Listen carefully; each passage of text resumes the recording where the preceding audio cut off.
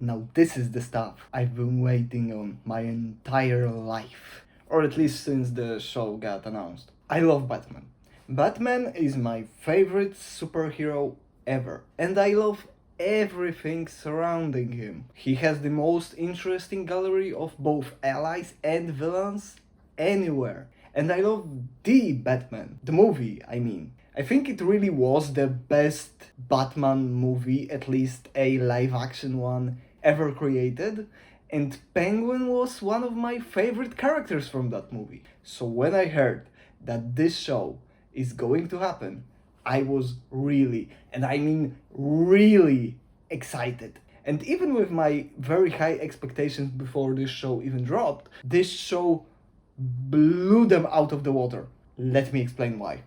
Let me start from putting the show in a perspective of a plethora of other mob TV shows and what makes Penguin stand out within them. This show had a very tough task in front of it, balancing both the dark and gritty aspect of a proper mob story with the super over the top and sometimes even maybe a little bit silly aspects of both comic books and the comic book villains, especially when we are talking about a character like Oswald Cobblepot, who is as iconic and serious as he is goofy, even as a concept. You couldn't make this show too lighthearted because you would lose on the dark mobster side of the show, but at the same time, you couldn't forget that in the show's heart, we are talking about Penguin. And I think that this balance right here is what makes this show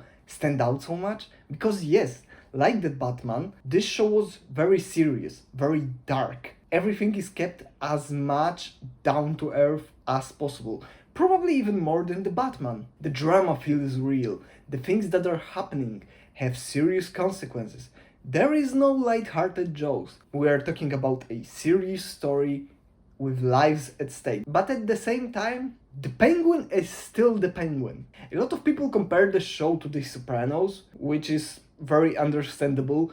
Colin Farrell's Oswald Cobblepot has clearly drawn inspiration from Tony Soprano, but a show I would compare it to that I think fits this show more is something in the likes of Narcos or something in that lane, with its larger than life characters, huge moments, and the big butterfly effects that actions of every character caused to the surrounding world. The difference is, those more abstract, weird moments in Narcos really happened. In this show, those moments feel real, like they fit perfectly within this very down-to-earth story. It not only works perfectly as a greedy mob show, it also works perfectly as a larger-than-life supervillain story. It's not a Batman v Superman type of situation where the movie the creator wanted to create is the only thing in the mind of the creator, which causes it to lose the heart of the characters it's adapting. It not only works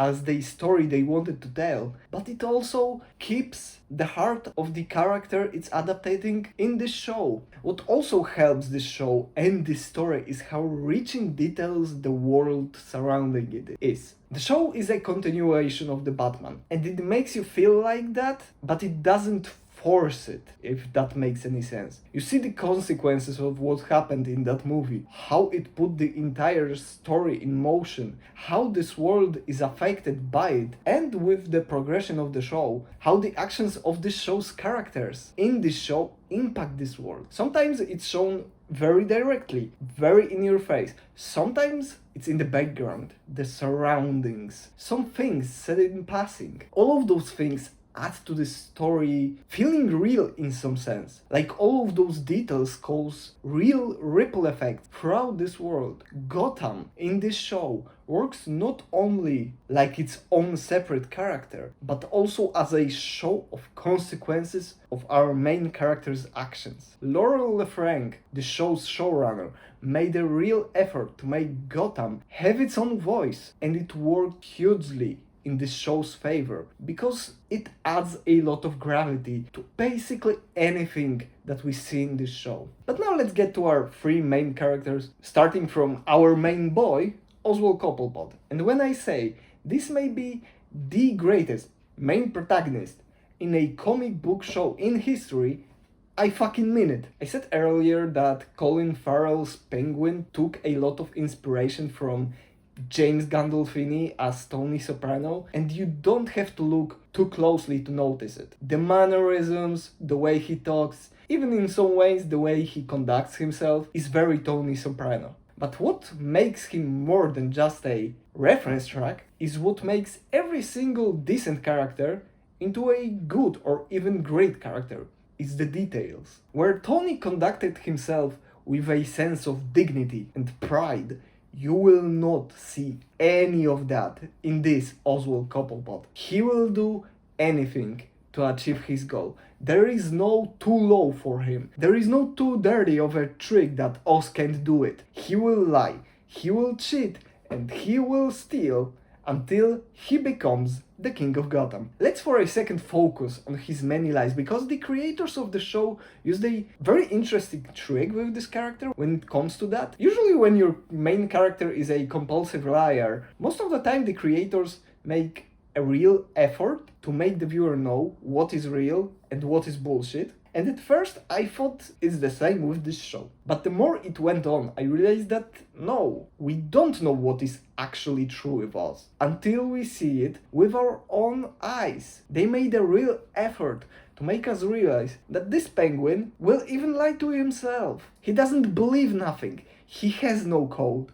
And some of his ambitions and motivations aren't real, which made him a super captivating character to follow, because you can't trust any word he says. You can only learn more about him through his actions. Another aspect that made Oswald such a fantastic character to follow is how he operates, which is a lot more not like a character from a mobster movie/TV show. It's more like a heist movie character. He has a plan. It almost always goes tits up. But what is his greatest strength? Isn't his muscle or his great planning ability? He may just be the greatest improviser in television history. He can sleaze his way out of any bad situation. He uses every opportunity.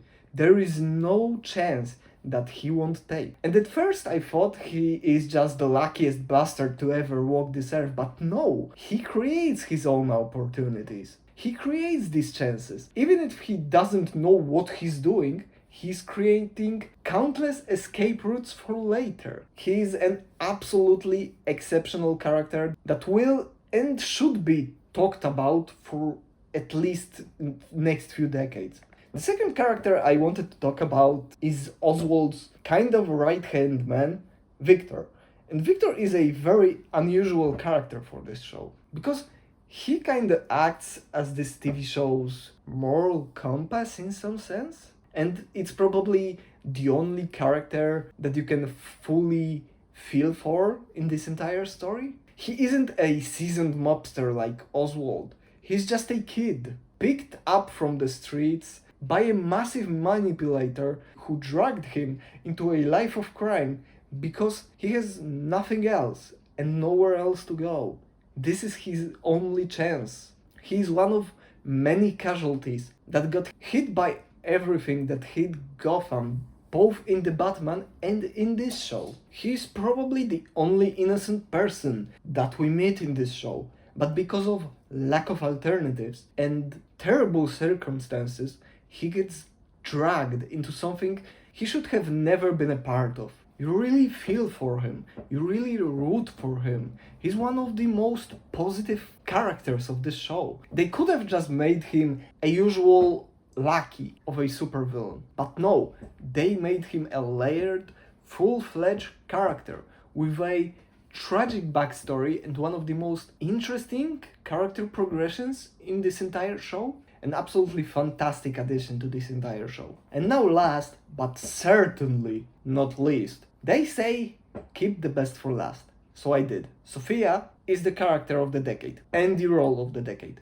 Don't at me, there is no discussion, that's just facts. This is the best written and performed character on a TV show, or basically anywhere, I've seen in a very long time. For this show, they could have just made one of the many mob bosses of Batman universe as the main antagonist of the show. They could have easily made Salvatore Maroni the main body for us to beat, who is a character in this show also, and he is amazing too. But what they did is they created a character that represents basically the consequences of the life that they are showing in this show. Because at first, she wasn't really evil, or at least it doesn't seem like she was really evil. She wasn't a really bad person, but her surroundings, being the daughter of Don Falcone and this life, created a monster that slowly but surely had her morals ripped away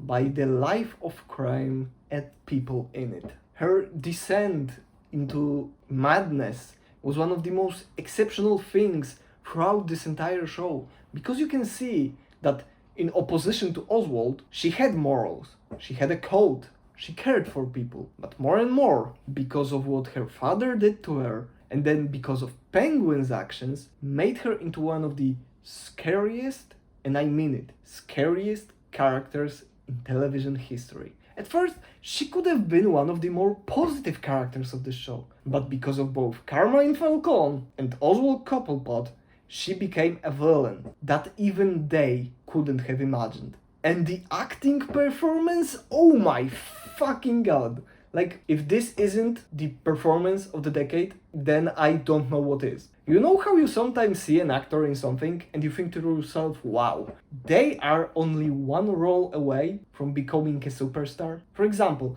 I saw Renzi Feliz in Runaways. I thought he did real good, really solid character. Also, a really good show that you should probably watch. One of the most forgotten things Marvel ever did, and it was pretty brilliant. Great teen drama. Anyway, and I thought, give him something bigger, let him show on a bigger stage what he can do. And thanks to his role as Victor in this show, he really put his foot in the door as one of the brightest young stars in the business. So, all that being said, Kristen Milotti did all of that times a fucking billion. I saw her in Fargo. I thought she was great. I saw her in Made for Love. I thought she was exceptional. And if somebody gave her a spotlight on the biggest stage and a role where she can really shine, she will be the next superstar of Hollywood.